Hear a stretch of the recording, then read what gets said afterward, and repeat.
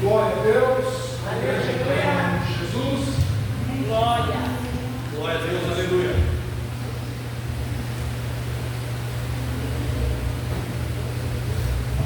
Glória a Deus. Faremos nessa noite duas leituras bíblicas. A primeira delas, no Evangelho de Jesus por Marcos, em seu capítulo número 15.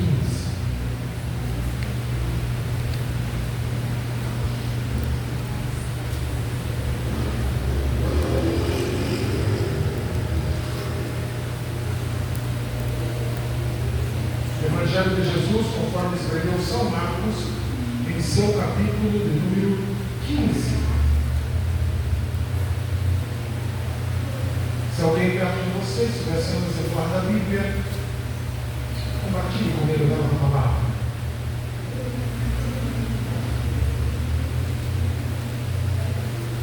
Se os seus olhos estão no texto, repita comigo: eu amo a Bíblia. Eu amo a Bíblia. Capítulo número 15, a partir do verso de número 21. A palavra do Senhor nos diz assim: e constrangeram um certo Simão Cirineu, pai de Alexandre e de Rufo, que por ali passava, vindo do campo, a que levar-se a cruz. E levaram-no ao lugar do Gólgota, que se traduz por lugar da caveira. E deram-lhe a beber vinho com mirra, mas ele não amou. E havendo-o crucificado, repartiram as suas vestes, lançando sobre ele sorte, para saber o que cada um levaria. E era a hora terceira, 9 da manhã, e o crucificaram. E por cima dele estava escrito a sua acusação: o Rei dos Judeus. E crucificaram com ele 2 ladrões, um à sua direita e outro à sua esquerda. E cumprindo-se a escritura que diz: e com os malfeitores foi contado. Repita comigo: ladrões. Ladrões. Repita comigo: malfeitores. Malfeitores. Verso 29. E os que passavam blasfemavam dele, meneando a cabeça e dizendo: ah, tu que derribas o templo e em 3 dias o edifica, salva-te a ti mesmo e desça da cruz. E da mesma maneira também os principais dos sacerdotes, dos escribas, diziam uns para os outros, zombando: salvou os outros e não pôde salvar-se a si mesmo. O Cristo, o Rei de Israel, ó Cristo, ó Rei de Israel, desça agora da cruz, para que vejamos e acreditemos. Também com ele foram crucificados, também os que com ele foram crucificados o injuriavam. E você diz amém? Amém. Agora rapidamente antecipa para Lucas 23. Nós vamos ler 3 versículos. Lucas 23. Completando a ideia. Lucas 23. Verso 39 ao 43.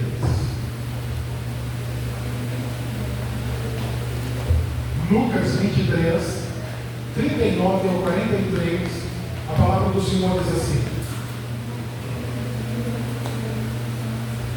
e um dos salteadores, repita comigo: salteadores, Salteadores.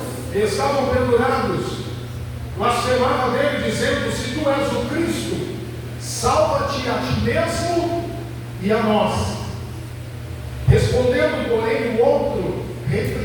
ouviu dizendo: tu nem ainda tens a Deus, estando na mesma condenação. Nós, na verdade, com justiça, porque recebemos o que os nossos feitos mereciam, mas este nenhum mal fez. Então disse ele a Jesus: Senhor, lembra-te de mim quando entrares no teu reino. Glória a Deus. E disse-lhe Jesus: em verdade, eu te digo que ainda hoje estarás comigo. Repita comigo essa oração: Senhor Jesus, fala comigo, através da tua palavra. Edifica-me por ela, exorta-me por ela, consola-me por ela, e eu glorificarei o teu nome. E na certeza de que tu estás nesta palavra, eu já me assento fazendo aquele barulho. Oh, glória! Aleluia! Aleluia! Aleluia! Aleluia! Meus irmãos,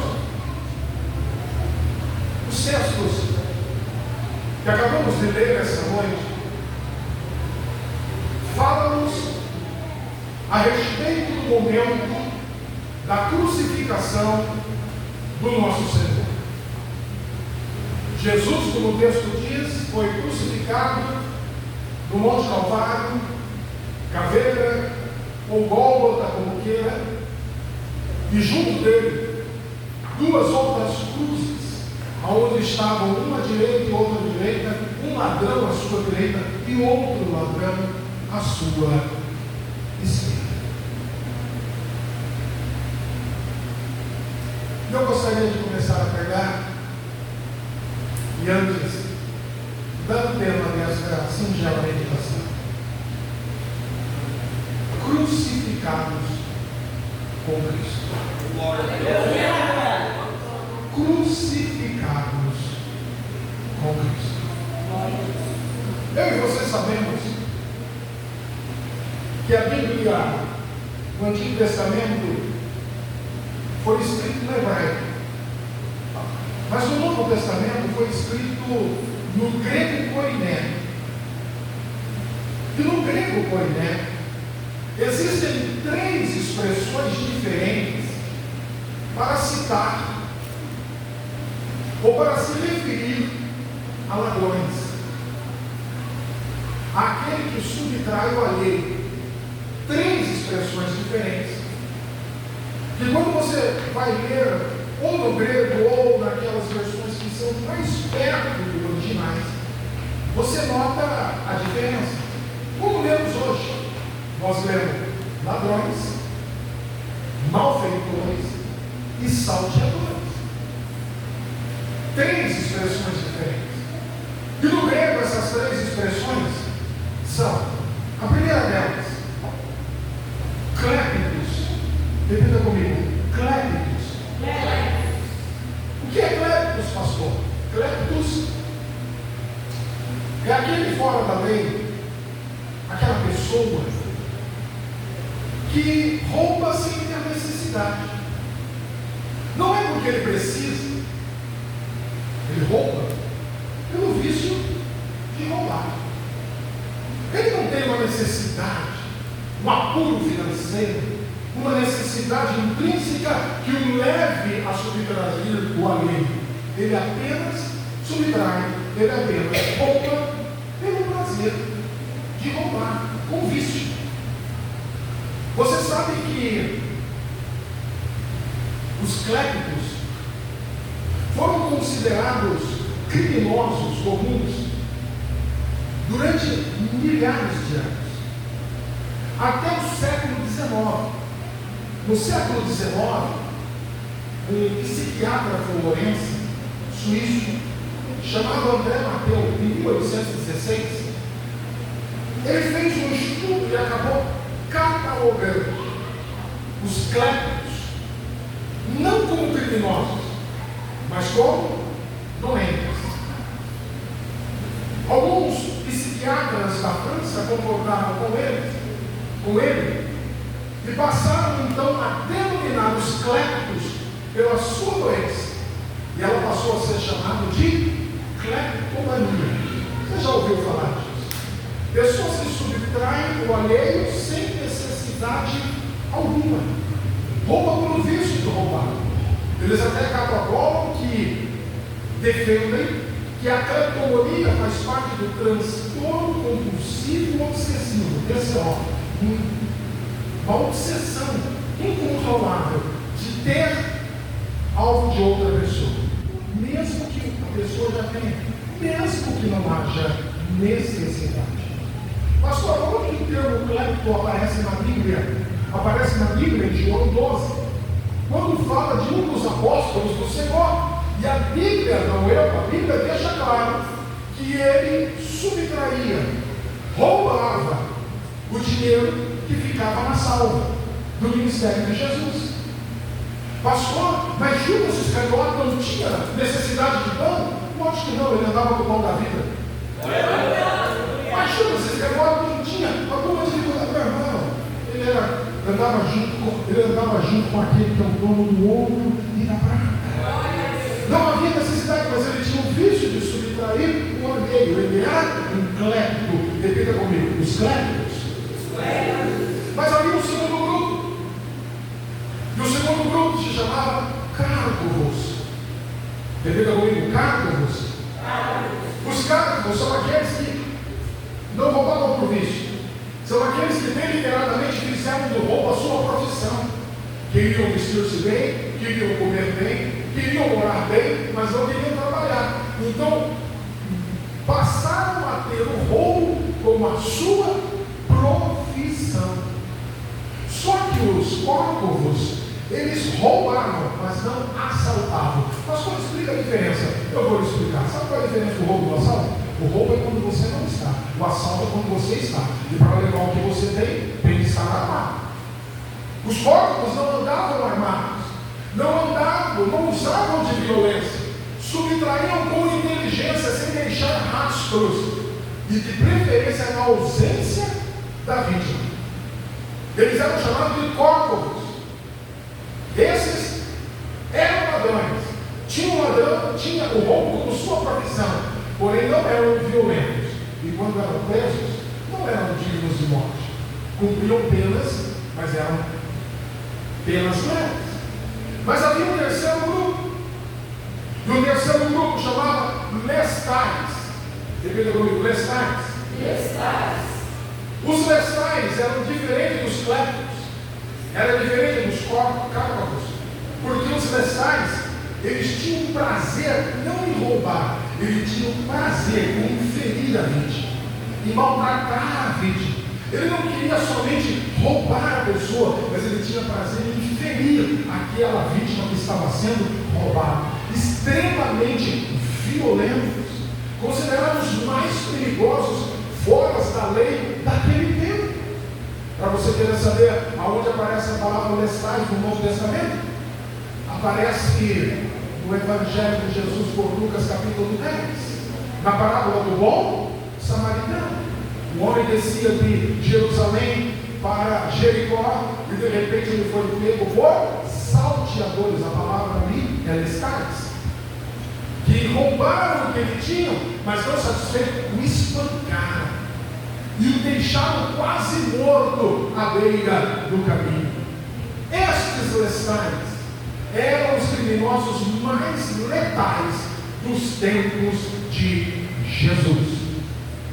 Os lestais se tornaram não somente um grupo, se tornaram um bando, com um chefe, com um líder.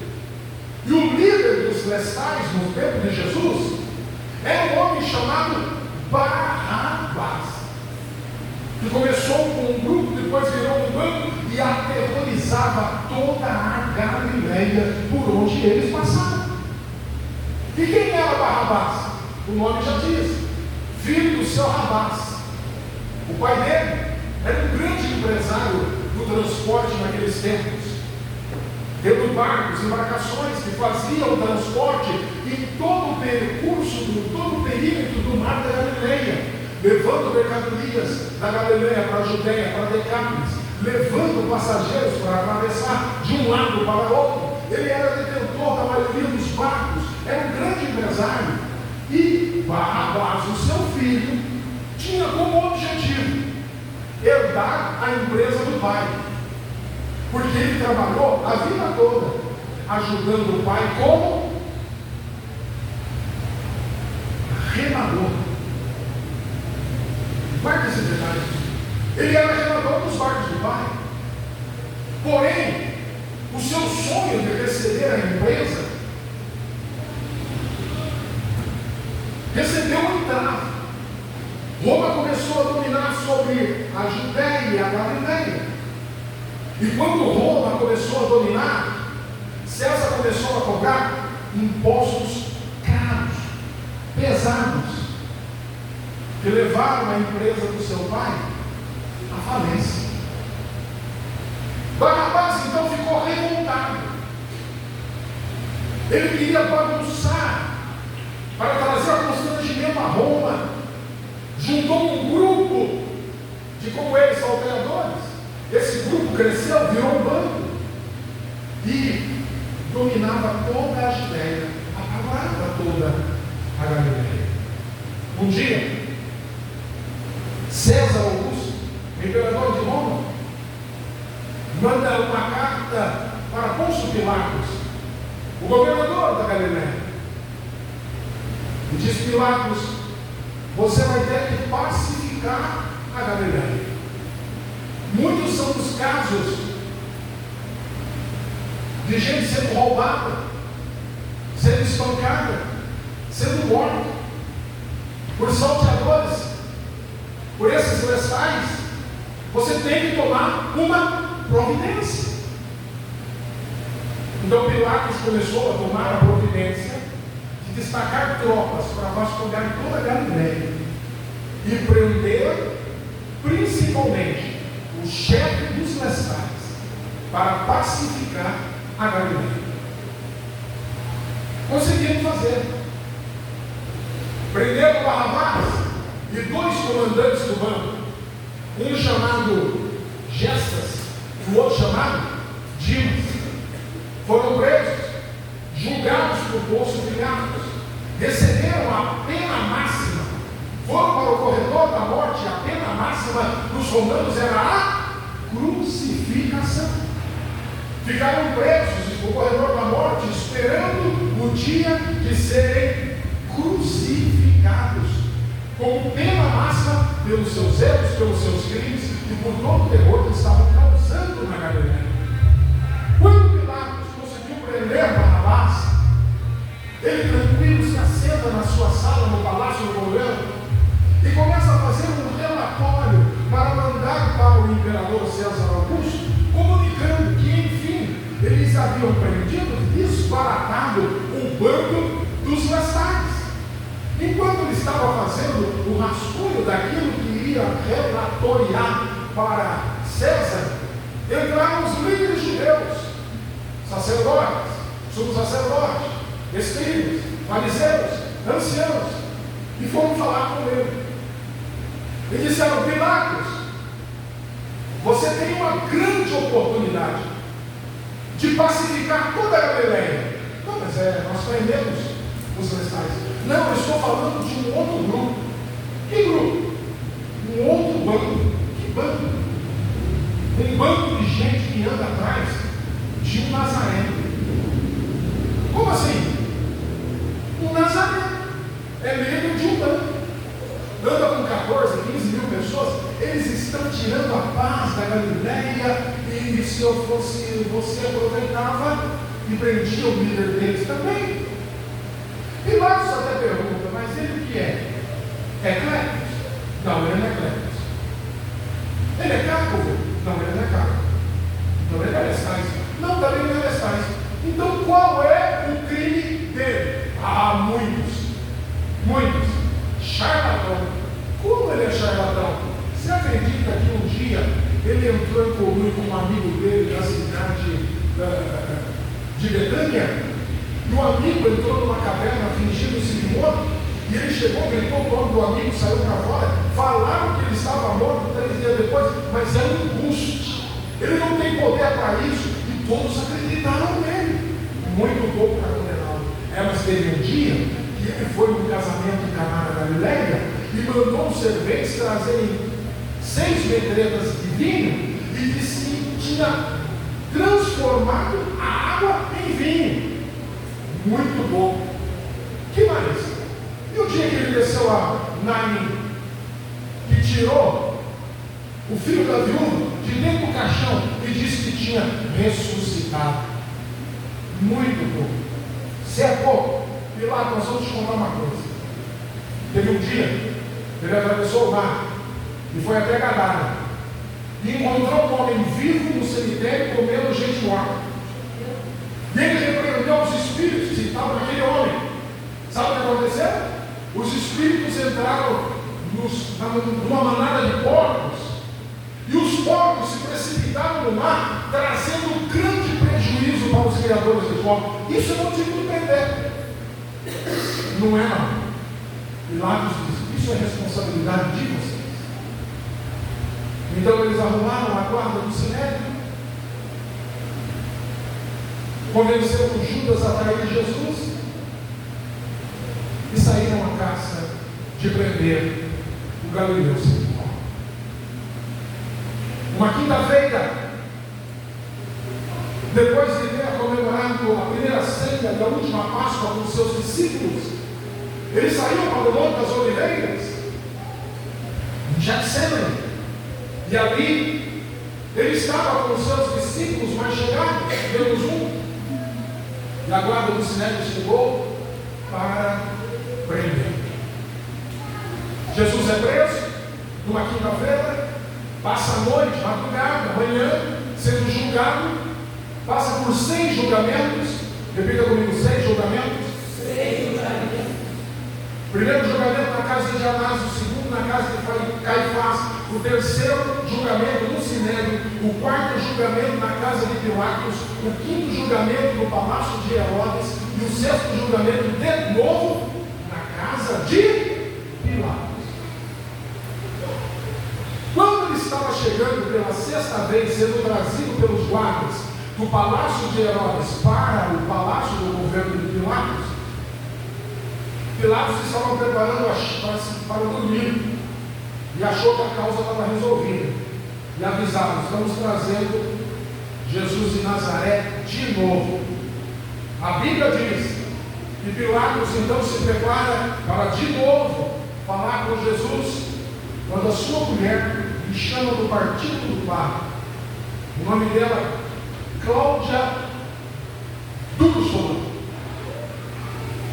E ela diz para ele: Pilatos, meu marido, não se envolva com a causa deste justo, porque hoje em sonho muito me perturbei por causa dele. Alguns comentaristas dizem que Cláudia Drusila tinha ouvido em Jerusalém a respeito de Jesus e curiosamente algumas vezes parou para ouvi-lo, e aqui ela estava mais do que convertida. Por isso o Espírito Santo foi a ela em sonho para que ela falasse com Pilatos.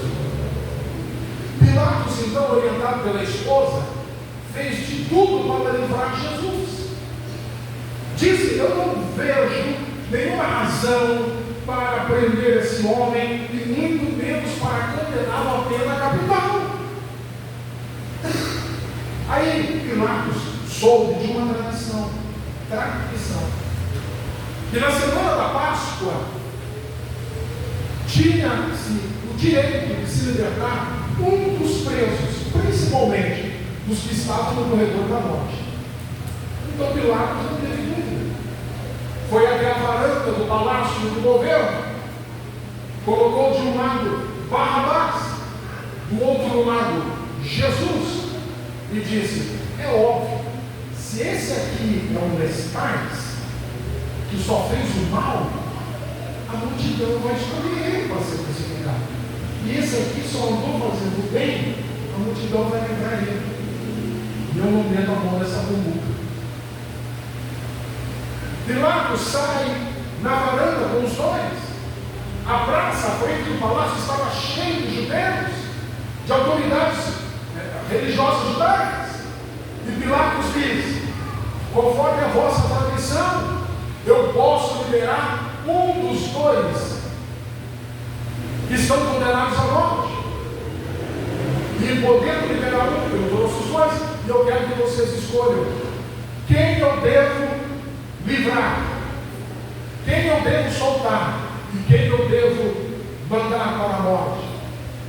A multidão toda começou a gritar: Barrabás, Barrabás, Barrabás, prende Barrabás, solta Barrabás e crucifica Jesus. Era como se Pilatos estivesse dizendo: peraí, vocês não entenderam a pergunta. É para prender Barrabás e soltar Jesus. Não, solta Barrabás e prende Jesus. Cutuca o seu irmão. Meu irmão, o ditado que diz que a voz do povo é a voz de Deus é mentira, tá? Porque o povo escolheu Barrabás. Barrabás é solto. Jesus vai à cruz. Pilatos pega uma bacia, lava as mãos e declara: eu estou livre do sangue desse justo. Todos nós sabemos que Jesus passa pela via dolorosa, vai ao Calvário. Na manhã seguinte, 9 horas da manhã, ele é erguido no partículo da cruz, é crucificado na hora terceira, 9 horas da manhã. Na hora sexta, meio-dia, o sol se escurece, e às 3 da tarde ele vai expirar, entregando o seu espírito. Mas agora, Jesus está crucificado na cruz do meio, e do lado direito dele e do lado esquerdo, os dois lestais que eram comandados por Barrabás estavam do seu lado direito e do seu lado esquerdo. Havia uma turba da multidão gritando, provocando, arguindo, zombando, dizendo: ó Jesus, ó rei dos judeus, se tu é tudo isso mesmo, desce da cruz e salva-te de dentro. É Jesus, não foi você que disse que derrubaria o templo e em 3 dias o reconstruía? Desce da cruz. Se tu és filho de Deus, salva-te a ti mesmo. Todos começaram a murmurar contra ele. Mas aí não mais a multidão. Agora também os dois ladrões, da direita e a sua esquerda, da direita Dimas, e da esquerda Gestas, começaram a falar com ele. Imagine ele na mente de Gestas e de Dimas. Somente quando Jesus foi erguido na cruz, que eles perceberam que o líder deles tinha sido solto. E começaram a blasfemar. Peraí, por que Jesus está no lugar de Barrabás? Por que Barrabás foi solto? Por que Pilatos não escolheu um de nós? Por que nós que não éramos chefes maiores do banco temos que pagar por isso? Mas quando eles viram Jesus, criou no coração deles uma esperança e disseram: mas pelo menos nós temos uma esperança. Glória a Deus. Ele é Jesus. Ele andou por tanto lugar fazendo bem, operou tantos milagres, ressuscitou a filha de Jairo, multiplicou o pão e peixe, devolveu os seus cegos. Ele sempre fez. Ele vai fazer alguma coisa por ela. Deus, aleluia. Jesus faz alguma coisa. Livra-te a ti mesmo e a nós. Porque não é que estar aqui. E Jesus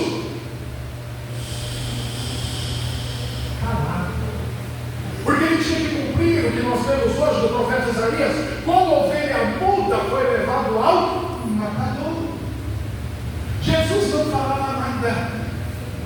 E eles dizendo: mas se tu és o Cristo, livra-te, desce da cruz, livra-te a ti mesmo e a nós. O Senhor fez tantas vezes, faz de novo. Faz de novo, Jesus. Opera aqui uma maravilha e nos tira da cruz. E Jesus está lá. E Jesus quieto. Só que de repente, o ladrão da esquerda, Gestas, o Lestais da esquerda, Gestas, ficou revoltado.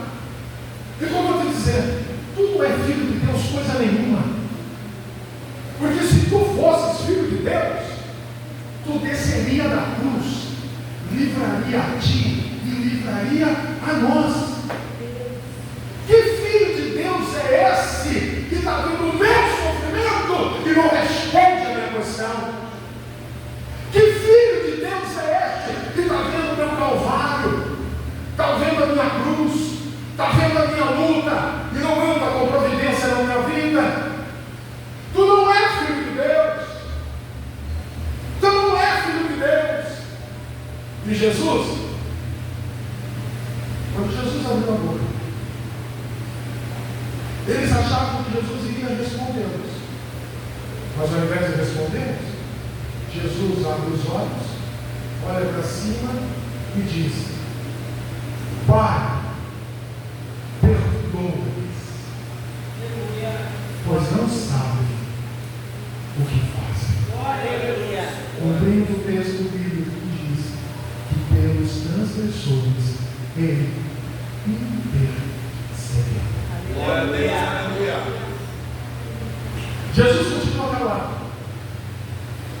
E Gestas, o Lestais da esquerda, continuam provocando, continuam falando: desce da cruz, desce da cruz, desce da cruz. E Jesus não se moveu. Pastor, Jesus podia descer da cruz? Lógico que sim. E por que ele não desceu? Porque se Jesus desce da cruz, a igreja desce para o inferno. Não ouviu a verdade? Vou repetir. Se Jesus desce da cruz, a igreja desceria para o inferno. Mas como ele se manteve na cruz, o nosso endereço é subir para o céu. Ele só pode subir para o céu pela cruz. Pela cruz. Pela cruz.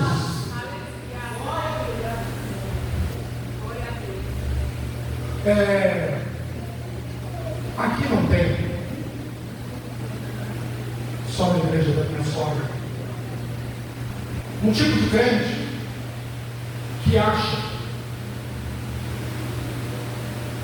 que porque vem na igreja 2 vezes ou às vezes 3 na semana, dizendo e oferta, tem o direito de colocar Deus no canto da parede. Graças a Deus aqui não tem. São pessoas que dizem: se tu és Deus, por que você não opera na minha vida? Por que você permitiu Barrabás ser salvo e eu estou sendo crucificado? Por que você operou na vida do meu irmão, da irmã, não operou na minha? Eu estou tanto tempo pedindo, fazendo voto, achando: por que não eu? O Senhor não me ama. O Senhor não olha para mim. O Senhor não tem interesse na minha vida. Graças a Deus aqui não tem. Porque esse tipo de crente não sabe que Jesus não desceu do céu para fazer a minha e a tua vontade. Ele desceu do céu para fazer a vontade do Pai. Jesus não responde a Gestas. É como se ele estivesse dizendo: Gestas, 3 anos e meio eu preguei e tu não deu ouvido. Tu não deu orelha. Você nem queria saber de mensagem. Fala a verdade, você nem pensava na Bíblia. Pregador muito raso. Pregador muito profundo. E não absorvia. Não se arrependia. Eu passei 3 anos e meio fazendo milagres e tu não vendeu o seu coração a mim. Não está falando com você não, tá? É Jesus falando para Gestas.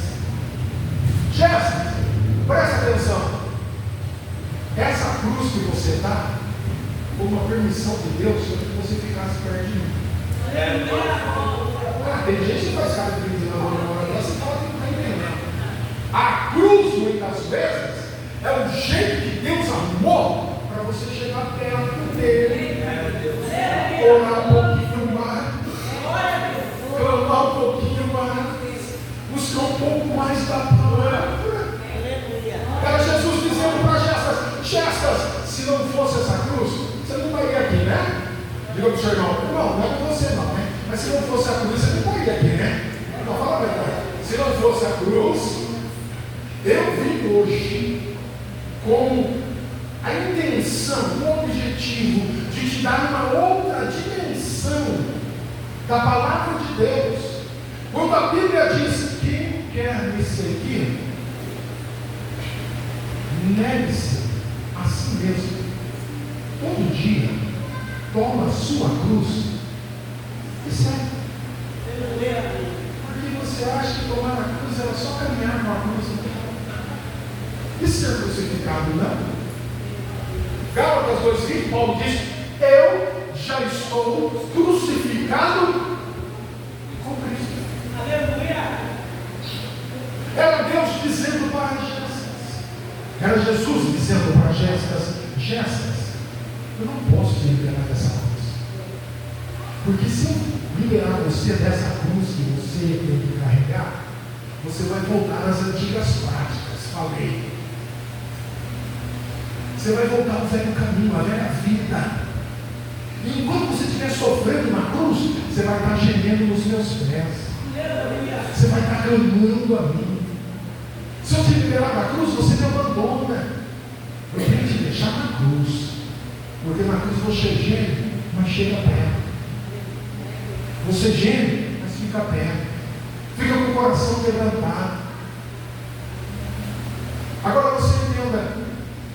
Enquanto Jesus está em silêncio, falando com Gestas, olhe para o outro lado, por da direita. Dimas começa a ficar injuriado com Gestas. Ele diz: Gestas, cala a tua boca. Você não teme a Deus, não, filho? Mesmo estando na mesma condenação. Nós estamos aqui porque os nossos atos resultaram nessa justiça sobre nós. Mas esse da cruz no meio não cometeu falha alguma. Eu fico imaginando que enquanto Gestas está reclamando, Dimas estava fazendo uma introspecção. Cara, eu errei. Eu falei. Eu peguei. Eu errei. Eu pisei na bola. Fiz tudo que não era para fazer. Como é que pode eu estar aqui crucificado e do teu lado alguém que só fez o bem na mesma condenação? E enquanto Dimas está fazendo essa introspecção, o seu coração reage, a sua alma se libera, ele recebe uma paz interior, uma consciência. Abre os seus olhos e ele olha de novo para a cruz no meio. Ele não está vendo um moribundo que foi espancado durante toda aquela manhã e que o Salmo 22 diz que até os ossos das suas costelas estavam à mostra. Ele não está vendo isso. Sabe o que ele está vendo? Ele começou a ver: isso é rei, isso é o rei. E dada essa consciência, ele vira para Jesus e diz: Senhor, tu não és somente filho de Deus, tu é rei. Então faz uma coisa, lembra-te de mim. Glória a Deus. Aleluia. Lembra-te de mim. Isso deu rei.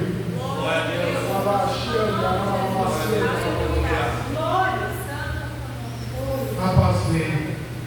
A graça o alcançou. Ele sentiu paz, gozo na alma. Esqueceu toda a dor que estava sentindo. Porque confessou a Jesus. Você não viaja, eu viajo por realmente. pudéssemos encontrar com Dimas e perguntar a ele: Dimas, qual foi o dia de maior gozo, de maior paz, de maior felicidade na tua vida? Sabe o que eu responderia? No dia que eu estava crucificado.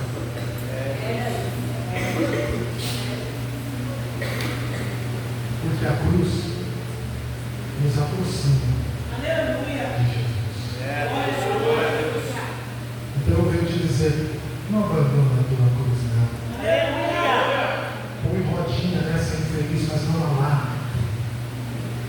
Não reclame, porque diferente de Jesus, a tua cruz tem a tua medida, tem o teu tamanho, tem a sua quilometragem, tem a sua carinha linda. A de Jesus não tinha. Sabe por quê? Porque na semana da pena capital, o carpinteiro romano ia até o corredor da morte e tirava as medidas do prisioneiro que seria crucificado. A cruz tinha que sair da medida por algumas exigências. Você sabe o que é setiel? É o assento dos pés. Ele tem que ser na medida do crucificado, para que ele vá até o partículo da cruz. Se ele ficar muito alto, a perna vai ficar encolhida. Se ele ficar muito baixo, o partículo da cruz vai ficar alto e o crucificado vai ficar numa posição que poderá comprometer os seus pulmões, o seu diafragma. A cruz não era de Jesus. Mesmo porque Jesus não estava preso durante aquela semana. A cruz era de um homem exarrão, Barrabás, remador, tronco bem maior do que Jesus. As perfurações da cruz, para que facilitasse a entrada do prego, era de Barrabás e não de Jesus. Aí eu vou dizer uma coisa que você não crê em mim. Barrabás tinha aproximadamente 1,80 m. Jesus era um judeu médio, aproximadamente 1,60 m. Alguns arriscam 1,65 m. Jesus era comum. Jesus não é um histórico, cabelos longos, loiros, olhos azuis. Não, Jesus era um judeu tão comum que Judas não pôde entregá-lo e vazar. Senão, nós vamos pagar você. Mas você vai ter que dizer quem ele é. Porque no meio dos outros, Jesus era normal. Por isso a palavra do Senhor diz que quando nós olhávamos para ele, nenhuma beleza víamos para que o desejasse. Ele era. Então aquela cruz não era dele. Então se o central da cruz era para Barrabás, você imagina qual a luta de Jesus? Mesmo tendo o pé pregado, teve que se manter mais alto, paralelo ao partículo da cruz, para que as suas costelas não estivessem sufocando os seus pulmões, fechando o diafragma, porque senão ele poderia morrer sufocado. E você é crente bereano, você sabe que Deus não aceita a carne sufocada. Então ele lutava para ficar ereto, para ficar para cima, porque ele sabia que um sacrifício não pode ser feito com carne sufocada. Ah, pastor, então o que matou Jesus foi a lança que o soldado enfiou no seu lado? Não, a lança foi enfiada em Jesus depois da sua morte. Era um testamento que o soldado fez para ver se Jesus estava vivo. Ele enfiou a lança no seu lado, e a Bíblia diz que saiu água e sangue coagulado. E sangue coagulado é de alguém que já está morto. Por isso, quando entraram os soldados para quebrar as pernas dos dois ladrões para poder acelerar a morte, quando foram quebrar as pernas de Jesus, disseram: não precisa, ele já está morto. Por que está dizendo isso, pastor? Porque Jesus não morreu por causa do mundo. Jesus se entregou.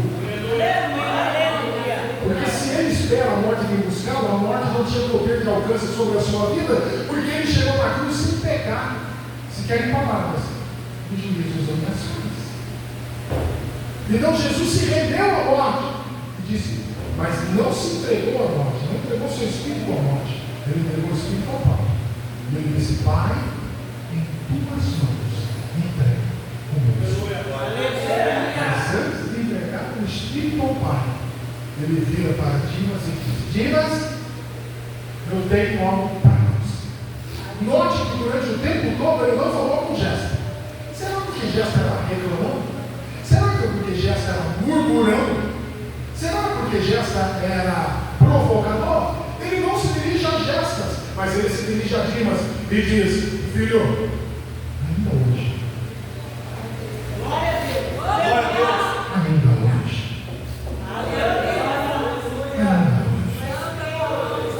Dimas, eu olhei o teu coração.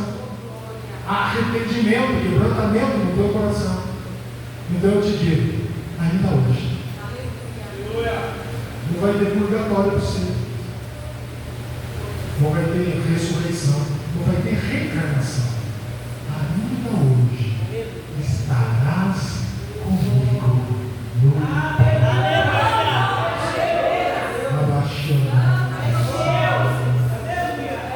irmão,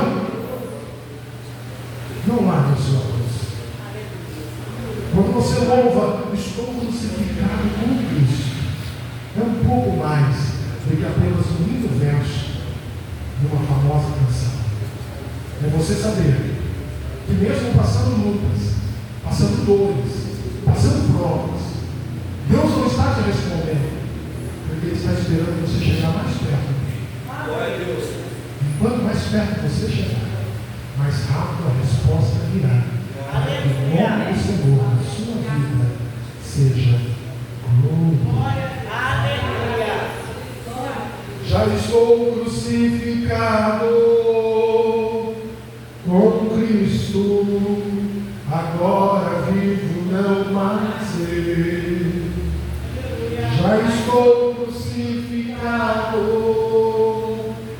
com Cristo, agora vivo não mais eu. Cristo vive em mim, aleluia. Cristo vive em mim, aleluia. Cristo vive em mim, aleluia. Cristo vive em mim, aleluia.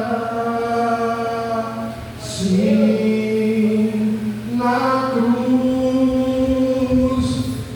sim, na cruz, eu sempre me gloriou. E ao fim descansar,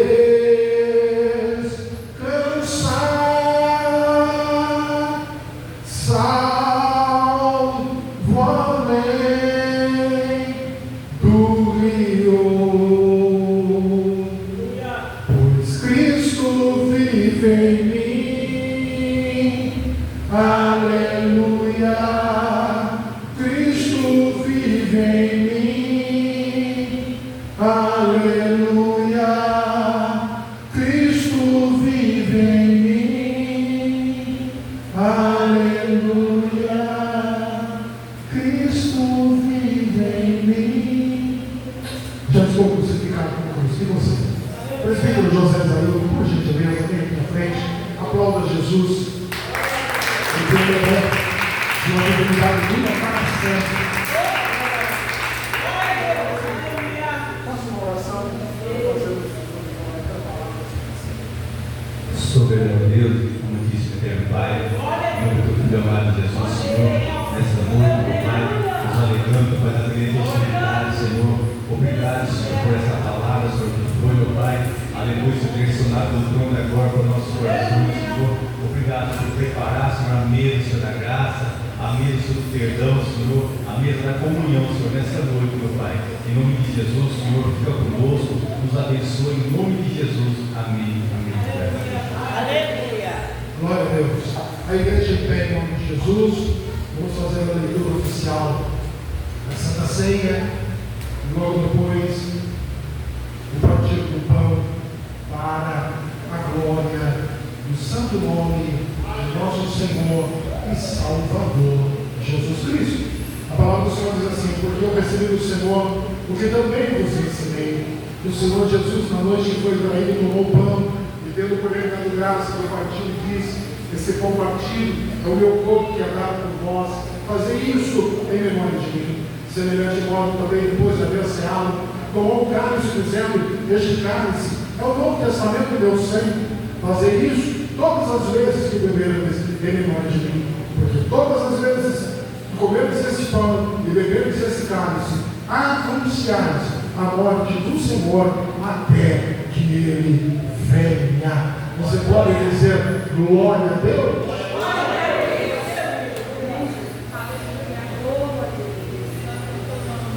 Na noite que foi traído, o Senhor tomou o pão, e tendo por ele dado graças, o partiu e disse: esse pão partido é o meu corpo que é dado por vós.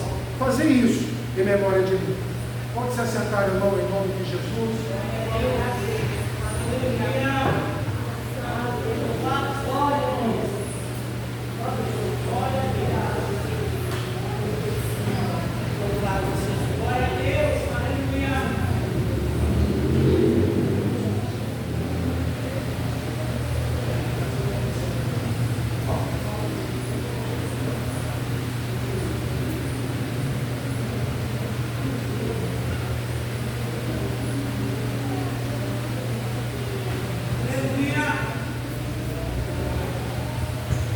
E cumprimentar a igreja com a paz do Senhor, amém? Amém. Glória a Deus.